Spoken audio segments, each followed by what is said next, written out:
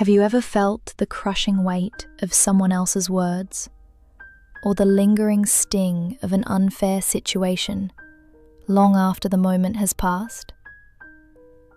We often believe our emotions are dictated by what happens to us. But what if the true key to our peace lies not in controlling the external world, but in mastering our internal responses? This is the story of Thomas, a man who for many years walked through life with a perpetual cloud hanging over him. He was a kind soul at heart, yet his days were marred by a heaviness that seemed to grow with each passing interaction. Thomas lived in a quaint village, but he saw little of its charm, for his gaze was always cast downward, burdened by an invisible load. You see, Thomas had a peculiar habit, though he wasn't consciously aware of it. Every insult, every harsh word, every criticism hurled his way, he would pick up and carry. Someone made a cutting remark about his work, another stone in his invisible sack. A neighbour gossiped unkindly, yet another. A misunderstanding at the market led to an angry exchange. A jagged rock added to the collection. Over time, this invisible sack grew immense.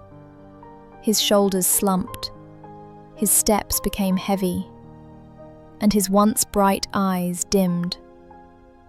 He believed these stones were thrust upon him by others, that he had no choice but to bear their weight.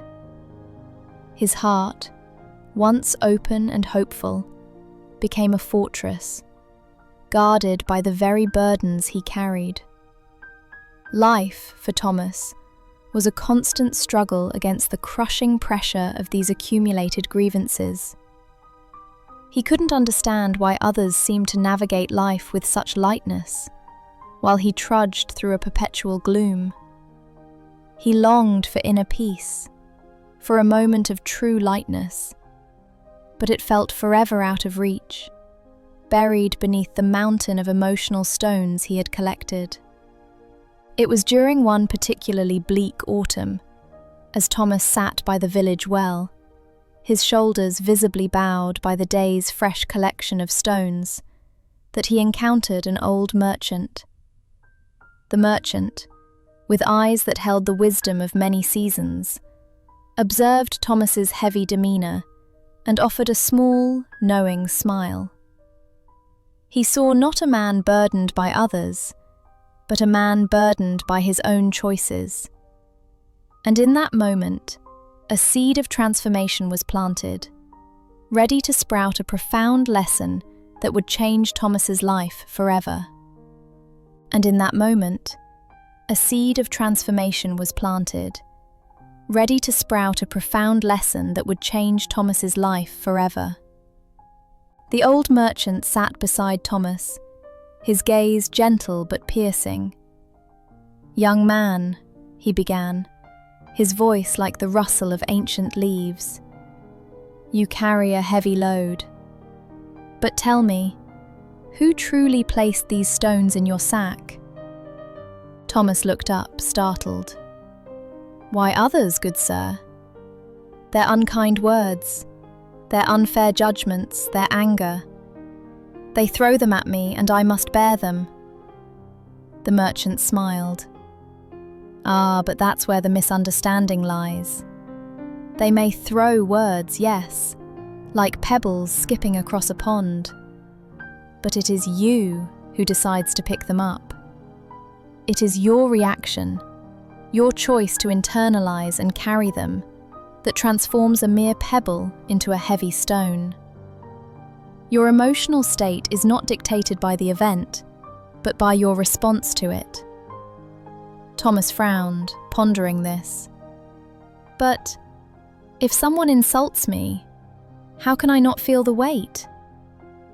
"The insult itself is just sound, just air," the merchant explained patiently. Its power comes from your decision to accept it as truth, to let it lodge in your heart. Others don't make you carry their negativity. You choose to pick it up. Thomas, he who controls his reactions controls the moment. He triumphs over the situation not by changing the external world, but by mastering his internal one. The weight you feel, the gloom that shrouds you, these are not the stones of others. They are your reactions, your chosen burdens. And just as you chose to pick them up, you also possess the power to let them go. A flicker of understanding sparked in Thomas's eyes. He had always felt like a victim, but the merchant's words suggested a different reality, one where he held the reins. The idea that he could let go, that this immense weight was not an inescapable fate but a personal choice, was both terrifying and exhilarating. A tiny crack of light appeared in his perpetual gloom, hinting at a lightness he had only ever dreamed of. The path to inner peace, he realized, wasn't about avoiding the stones, but about refusing to carry them. Building on that realization, Thomas spent the next few weeks observing himself. Each time an unkind word was spoken, each time a harsh judgment was cast his way, he felt the familiar urge to pick up the stone, to let its weight settle in his heart. But now, the merchant's words echoed.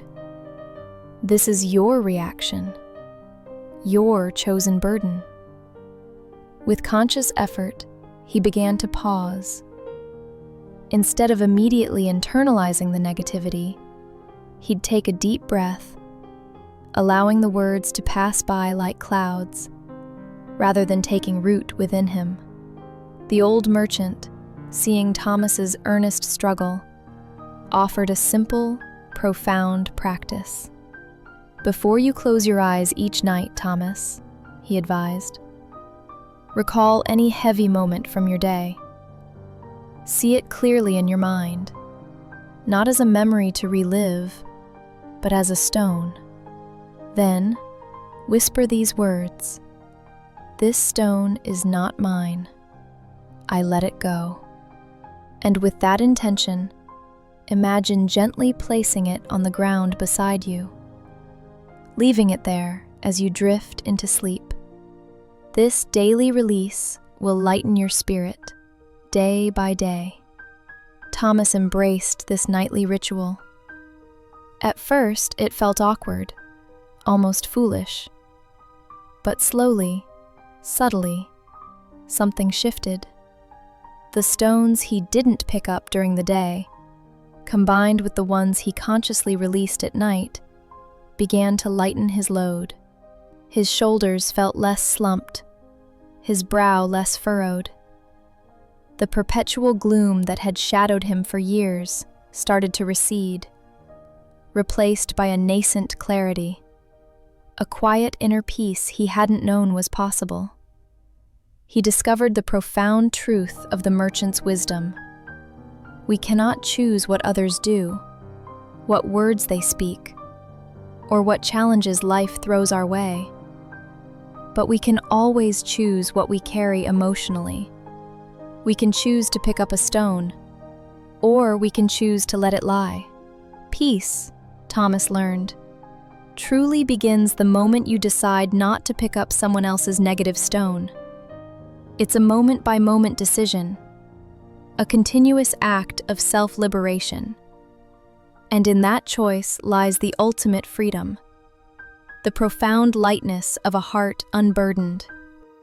If Thomas's story hit close to home, tap like right now as a promise to yourself that you still get to choose peace.